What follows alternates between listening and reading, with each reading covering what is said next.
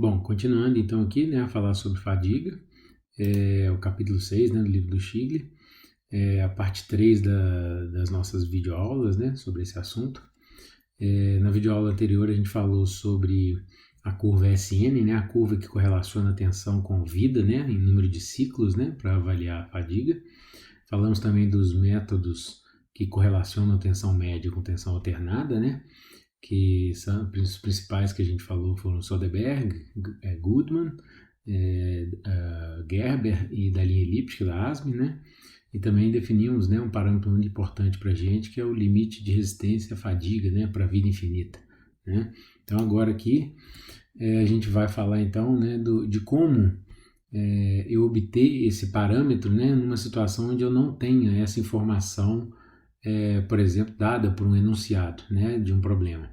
Então, esse limite de resistência à fadiga para a vida infinita é um parâmetro, né, do material. Então, muitas vezes, muitos problemas, né, na prática que vocês forem resolver, é um parâmetro já que você vai ter isso como um dado de entrada, como um limite de escoamento, um limite de resistência do material, né? Mas, eventualmente, em alguma situação, você pode não ter essa informação, não saber quanto vale esse limite de resistência à fadiga para a vida infinita, né? E aí uma forma de fazer uma estimativa desse valor é através do limite de resistência à fadiga teórico, que é o SE', né, que o livro chama de limite de endurance, na tradução que a gente tem do Stigler, né? Então, para obter esse limite de resistência à fadiga teórico, né, o SE', eu tenho como determinar, né, uma aproximação do valor desse parâmetro em função do limite de resistência do material. Então, se eu tiver um aço, né, isso aqui é um resumo do que o livro coloca, se eu tiver um aço com limite de resistência menor do que 1.400 MPa, esse limite de resistência à fadiga teórico, SE', vai ser aproximadamente 50% do limite de resistência. Se for maior do que 1.400, você limita ele em 700 MPa, né? Que é 50%, né, dos 1.400. Né? Se for menor que isso, é só você fazer essa relação. Para o ferro fundido é parecido, né? Muda só os valores, né? O SE' seria 40% do limite de resistência para materiais com limite de resistência até 400 MPa. Acima disso, ele limita em 160 MPa, que é 40% de 400, né? Esse parâmetro não é o SE que a gente viu, né, no gráfico lá, tensão por vida, né, que modela a curva SN, né, que a gente utiliza lá. Esse daqui é um parâmetro que a gente vai usar como referência para obter o limite de resistência à fadiga para a vida infinita, né, o SE. Né? Então, como que eu vou fazer para transformar esse SE' no SE? Basicamente, eu vou multiplicar ele por alguns fatores de correção, né, ou fatores de modificação, como o Stigler fala. Então, o limite de resistência à fadiga teórica, o limite de endurance, deve ser corrigido por diversos fatores de correção, obtendo-se o limite de resistência à fadiga para a vida infinita, que é o SE, que a gente usou na curva SN. Né? Então, lá, para calcular esse SE, eu vou pegar 6 fatores de correção, né, do KA até o KF, e multiplicar pelo SE' que a gente acabou de definir no slide anterior. Né? O que são esses fatores de correção? O primeiro, que é o KA, é o fator de modificação de condição de superfície, né? O fator de superfície. Depois eu tenho um fator de modificação de tamanho, cada um está correlacionado com esse parâmetro, né? O acabamento da superfície, o tamanho. Depois o KC é um fator de modificação devido ao tipo de carga. Depois o KD é um fator de modificação de temperatura, né? A temperatura de operação do componente. O KE é um fator de confiabilidade. E a gente tem um KF também, que é um fator de modificação por efeitos variados. Né? Então nós vamos passar cada um deles aí discutindo o que seria cada um desses fatores de correção. Né? O SE e o SE' já está definido. Né? O SE' é o limite de endurance de uma espécie, né, de teste de vida rotativa, né, ou seja, um corpo de prova, né, e o SE é esse limite de endurance no local crítico, né, de uma peça de máquina, na geometria e na condição de uso. Né. Então, ou seja, para eu julgar nos meus cálculos do dimensionamento do meu componente, eu preciso do SE, né, e não do SE', que é uma coisa mais teórica. Né. Então, o que eu vou ter que fazer? Bom, então agora vamos ver, né, o que representa cada um desses parâmetros, né, desses fatores de modificação. O primeiro, então, que é o fator de superfície, né, que chama de KA, para calcular quanto que valeria esse Ka, eu jogo nessa equação, né? O sigma U seria o limite de resistência, né? Multiplicado por um parâmetro A elevado a B. Então, cuidado que esse A e B aqui não tem nada a ver com o A e B lá da curva SN não, tá? É um A e B aqui que é tabelado, né? Então aqui tem a tabelinha lá onde ele coloca o valor do parâmetro A e do expoente B em função do acabamento superficial. Então aqui é um resumo, né, na tabelinha lá, se ele for retificado, usinado, laminado a frio, laminado a quente ou forjado. Então você tem o valor do A e do B, coloca aqui, faz a conta e você tem o valor de Ka, tá? Basicamente isso que eu tenho que fazer para calcular esse fator de superfície, né? O fator de tamanho, que é o segundo, KB, eu vou jogar nessa equação. Basicamente, aqui essa equação seria válida para elementos cilíndricos, né? Ou seja, eixos, né? com seção transversal circular. Tanto que ele envolve o Dzinho aqui, é o diâmetro, né? da peça que eu estou avaliando, né? E aqui ele tem duas faixas, né? Para valores de diâmetro ali de aproximadamente 2 e pouquinhos milímetros, né? Bem pequenininho, até 51 milímetros e de 51 até 254 milímetros, né? Ele comenta, se eu tiver para carregamento axial, não há efeito de tamanho, assim o KB seria igual a 1, tá? Ele comenta que a partir desse valor aqui de 254 milímetros, você usa o menor valor que você consegue encontrar para o KD, que seria para esse valor de 254, né? Milímetros. Então, isso daqui vale para uma seção circular, e se por acaso eu tiver uma seção diferente, né? Se não for uma seção circular, se for uma viga, uma seção quadrada, retangular, seja ela qual for, o livro coloca vários ábacos, né, que vão descrevendo ali como encontrar, né, esses parâmetros, né? Então ele define um parâmetro, né, que é esse A95 aqui, ó, né, que determina as áreas, né, de formas estruturais não, quando ele fala não rotativas comum, quer dizer que é não circulares, né? E aí tem as equações para uma viga U, para uma viga I, né, para uma seção retangular, tá? Aqui no caso seria a seção quadrada que a gente já tinha visto, né? Aqui são outras seções para você poder julgar e obter os parâmetros lá que você precisa, né? O A e o B são esses mesmos que vão estar aqui nessas equações, né? Então, basicamente, aí eu consigo definir o que seria o fator de tamanho para cada uma dessas aplicações que eu tiver, né? O terceiro parâmetro, que é o fator de carregamento, ele é bem direto, né, bem simples, ele, de acordo com o tipo de carregamento.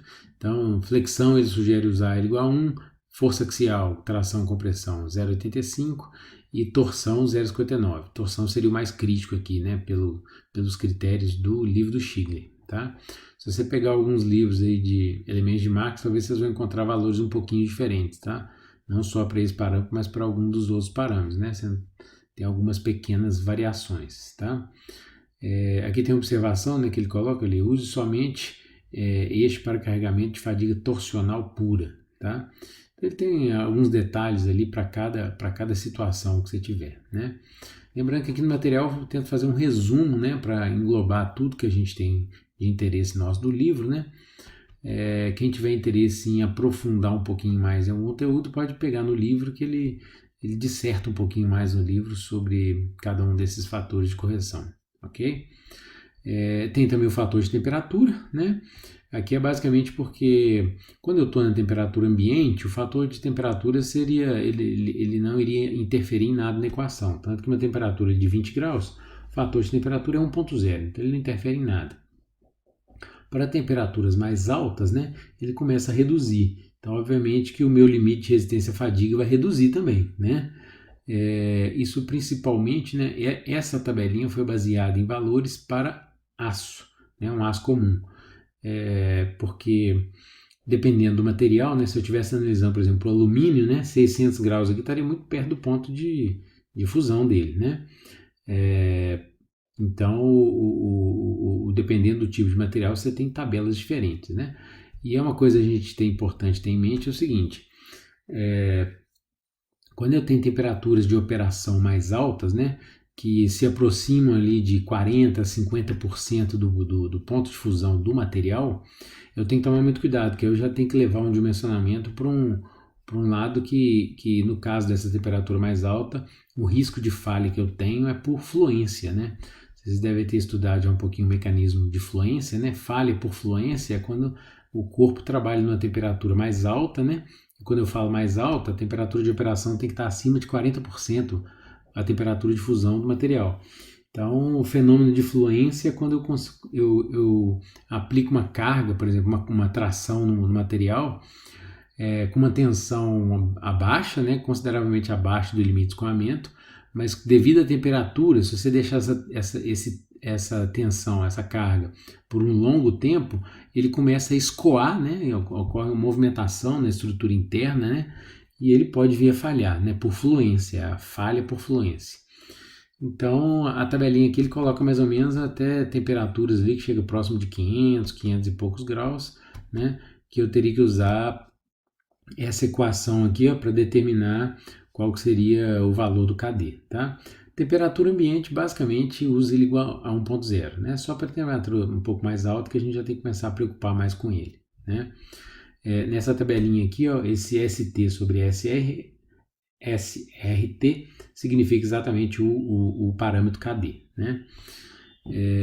E os dois últimos, né, fatores, né, o quinto é o fator de correção de confiabilidade, aí está relacionado com a probabilidade de ocorrência de uma falha, né? Então, em engenharia é muito comum usar a probabilidade de ocorrência ali acima de 95%, que seria 2 vezes o desvio padrão, né? Então, geralmente o fator de confiabilidade indicado seria acima de 95%, né? Geralmente é muito comum usar 99%. Aqui tem valores até para uma precisão bem maior, né? Mas uma confiabilidade de 99%, um KE de 0,814 já é bem satisfatório para projetos em engenharia, né? E o último, que é o fator devido a efeitos diversos, ele é bem subjetivo, né? Então o livro coloca lá, embora o fator KF se destine a levar em conta a redução do limite de endurance em razão de todos os outros defeitos possíveis que pode ocorrer, né? Ele é realmente proposto como um lembrete de que eles devem ser levados em conta, né? Basicamente é o seguinte, num projeto você tem que fazer uma análise bem criteriosa para saber toda a condição real de operação que a peça vai ter, para saber se além desses 5 fatores que a gente analisou, seria pertinente acrescentar mais algum fator de correção devido a alguma situação específica de operação daquela peça, né? Então ele existe ali para você aplicar opcionalmente no seu projeto, caso seja necessário, tá? Então a gente definiu todos os 6 fatores de correção, né, para poder definir o que seria o valor do SE, né? E o livro coloca um probleminha, um exemplo, tá? O exemplo 6.2. Então ele coloca, dado um aço HR 1050, ele pede para calcular 3 coisas. Primeiro, o limite de endurance, né, para vida rotativa de 10 a 6 ciclos, que é o limite de endurance teórico, SE'. Depois ele pede a resistência à fadiga de um corpo de prova, né, polido, de vida rotativa correspondente a 10 a 4 ciclos até a falha. Então ele quer analisar a resistência à fadiga para um corpo que vai falhar a 10 a 4 ciclos e não 10 a 6 ciclos, né? Ou seja, a letra A seria o limite de resistência para vida infinito, teórica, né? E aqui um limite de resistência para vida de 10.000 ciclos, né? Com certeza vai ser um valor maior, né? Na letra C é a vida esperada de um corpo de prova polido de vida rotativa sobre a tensão completamente reversa de 385 megapascal. Então esse daqui seria o valor do SN, né? Para você poder jogar na curva, né? SN, e através daquelas equações que modelam a curva SN, você calcula o N, que é o número de ciclos, né, que ele vai suportar até a falha, né?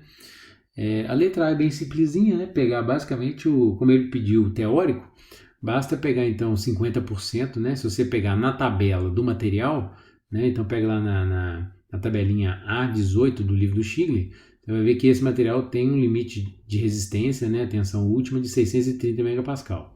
Julgando aquela equação, né, que considera 50%, né, do limite de resistência, então o SE' seria 315 megapascal, tá? A letra B e C eu vou deixar para vocês quebrarem a cabeça e tentarem resolver. E depois, se ficar dúvida, a gente tira essa dúvida nas nossas aulas síncronas, tá? Além desse exercício, tem mais 2 exercíciozinhos que eu vou pedir para vocês fazerem nessa videoaula. Um vai ser logo aqui na sequência e um vai estar relacionado com dano cumulativo, tá? Projeto para vida finita, tá? Então vamos dar uma olhada nesses exercícios. Bom, então o primeiro seria esse daqui, que está no material, né, nos slides que vocês receberam, né? E agora na videoaula eu vou ler aqui o enunciado, tá? Para ver se vai ficar alguma dúvida aí para vocês. Então ele pede ali, ó, considere uma barra quadrada de lado L. Então ele não falou qual que é o valor, né, a dimensão do lado dessa barra quadrada. Ela é submetida a uma força axial que varia de -2 até 12 kN, né? Então -2 é a força mínima, o 12 é a força máxima, né? Para achar a tensão mínima e a tensão máxima, basta dividir a força pela área, né? A área vai ser L ao quadrado, né? Porque ela é quadrada. Com a força máxima e com a força mínima, você consegue achar a média alternada, né? Basicamente aqui a média vai ser 5 e a alternada 7. Então seria 5 mais ou menos 7 kN, vai variar entre -2 e 12, né? Os dados do material é o aço com tensão, com limite de resistência de 920 MPa e um limite de escoamento de 600 MPa. Então ele pede você determinar 3 coisas. Então a primeira coisa ele pede, ó, o limite de resistência à fadiga para vida infinita, o SE. O SE', né, que é o limite de resistência à fadiga para vida infinita, é bem simples, né? É só jogar naquela equação lá, multiplicar por 50%, 0,5, você acha ele. Mas aqui vocês vão ter que usar os fatores de correção lá para poder fazer a estimativa desse valor, tá? Nesse caso, gente, como o enunciado não passou informações sobre as condições de operação e as condições de fabricação da peça, vocês terão liberdade para poder definir como vocês vão querer construir essa peça, né? Fabricar essa peça. Então, ou seja, cada um vai fazer esse problema e vai ter uma resposta diferente, tá? Não tem um gabarito único para ele não, principalmente para a letra A, tá? E aí vocês vão fazer a aproximação e chegar no valor do limite de resistência à fadiga para vida infinita, que é o SE. Feito isso, na letra B ele pede para você calcular qual que é o valor do lado L, tá? Para que a barra tenha vida infinita. Então, vocês vão jogar na equação, né? Como vocês vão ter tensão média e alternada, vocês vão ter que usar um dos critérios, tá? Aí, ou vocês escolham, né? Ou se quiserem usar, por exemplo, Goodman, né? Que é um dos mais tradicionais, podem usar Goodman para poder calcular o valor desse lado L. Repare que na hora que vocês estiverem resolvendo a letra A, vai ter um fator que é o fator de tamanho. Esse fator de tamanho, como você não sabe qual que é o tamanho da peça, você teria uma dependência múltipla, né, dos parâmetros. Então o que você pode fazer? Avalia dentre os valores das equações que o livro passou, como que esse fator pode variar. Tá? Ele vai variar de 1 até um determinado valor ali, né, menor do que 1. E aí vocês peguem um valor intermediário, por exemplo, né? Para depois vocês verificam se esse valor é razoável ou não, tá? Já que vocês não vão ter o tamanho, né, desse lado L, a princípio na letra A. Na letra B você vai calcular o lado L, e aí na letra C ele pede para você considerar o seguinte: na letra B você calculou qual que é a menor dimensão L que essa barra tem que ter para ter vida infinita, ou seja, para suportar 10 a 6 ciclos, 1 milhão de ciclos. E aí na letra C ele pede para você considerar um lado de 90% do valor que você calculou em B. Então você vai usar um lado menor. Obviamente que ele não vai ter vida infinita, né? Então ele vai falhar antes de 1 milhão de ciclos. Então ele pede para você calcular qual que é a vida que a barra vai ter em número de ciclos, tá? Então esse é o probleminha aí que vocês vão fazer. Vocês vão ter que usar toda a teoria de fadiga que nós vimos até agora, ok? E a última parte desse material de fadiga está relacionado a projeto para vida finita, tá? O que é o projeto para vida finita? Ele avalia o projeto para vida finita com carregamentos combinados. Então é quando eu tenho uma peça onde ao longo da vida útil ela vai ser submetida a vários ciclos de carga, né, alternada, e porém ela tem um projeto para vida finita. Ele não vai durar para sempre, né? Ele teria uma falha em algum momento. Então, cada ciclo de vida alternada que eu submeter essa peça, ele vai consumir parte da vida útil da peça. Então, muitas vezes é importante avaliar quanto de vida remanescente a peça ainda tem, né, uma peça que está no meio da vida dela, né? Então ele comenta ali, para utilizar a equação da curva SN, que a gente já aprendeu, para prever vida finita com carregamento combinado, é necessário calcular a tensão equivalente completamente reversa, que ele chama de SCR, né? O S ali do sigma de tensão, CR de completamente reversa, para combinar os efeitos estacionários e cíclicos, né?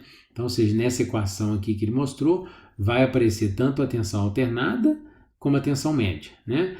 Aparece também o sigma R, que é a propriedade do material, e o KT, né? Que é aquele parâmetro lá, né? de choque e fadiga, né? Que eu vou ter que usar também aqui na equação, tá? Então, basicamente, o que eu vou ter que fazer? Então, vamos pegar um exemplo aqui.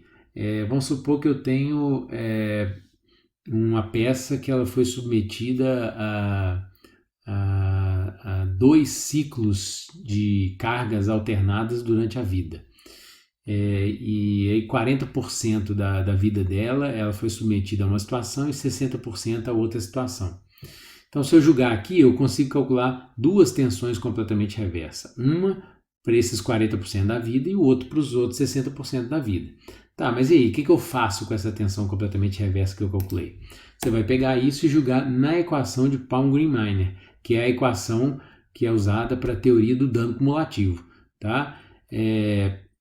Aqui eu fiz um resumo, né, do que o livro fala sobre a teoria do dano cumulativo, né, e ele vai comentando ali, uma máquina pode ser submetida a tensões médias e alternadas que alteram ao longo da vida. Beleza. Cada combinação de tensão média e alternada consome parte da vida do componente, como a gente tinha comentado. Cada par de valores de tensão média e alternada podem ser reduzidos a uma tensão completamente reversa, como a gente acabou de falar na equação anterior. E eu vou pegar esta tensão completamente reversa e julgar na curva SN. Julgando na curva SN, eu vou ter a possibilidade de calcular o N, a vida, né? Então, com isso, eu vou julgar na equação de Palm-Green-Miner, que eu vou observar como que é essa equação. Ela correlaciona puramente dados de ciclos, né, de vida. Então, no numerador eu tenho um N minúsculo e no denominador um N maiúsculo. E ele está fazendo o somatório até um N, né, que seria a quantidade de ciclos alternados, né, que eu teria. Então, o N minúsculo representa o número de ciclos reversos na tensão aplicada. Já o N maiúsculo seria a vida que o componente teria na tensão aplicada. Tá? Logo no próximo slide vai ter um exercício numérico que fica até um pouco mais fácil de entender isso daqui. Tá? Tudo isso daqui vai ser somado e isso daqui vai ser igual a 1. Por que igual a 1? O 1 significa 100% da vida. Tá? Então, isso que a equação de Palm-Green-Miner vai me dar. Eu consigo correlacionar e saber o que já foi consumido da vida útil da peça e o que ainda falta de vida útil dela para poder ser, entre aspas, utilizado, né? Tá? Então vamos ver o probleminha aqui, que eu vou pedir para vocês tentarem resolver. Então esse daqui, um componente foi submetido aos seguintes esforços durante a sua vida útil. Então aqui eu tenho uma tabelinha onde eu tenho as 3 condições, né? Na primeira condição eu tenho uma tensão média de 200 megapascal e uma alternada de 12 megapascal. A vida, né, do componente nesse ciclo de carga equivale exatamente a 25% da vida total dessa peça. Na segunda situação, eu tenho uma tensão média de 240 e uma alternada de 102. Né? A vida, o percentual da vida onde ele trabalhou nessas condições foi 30%.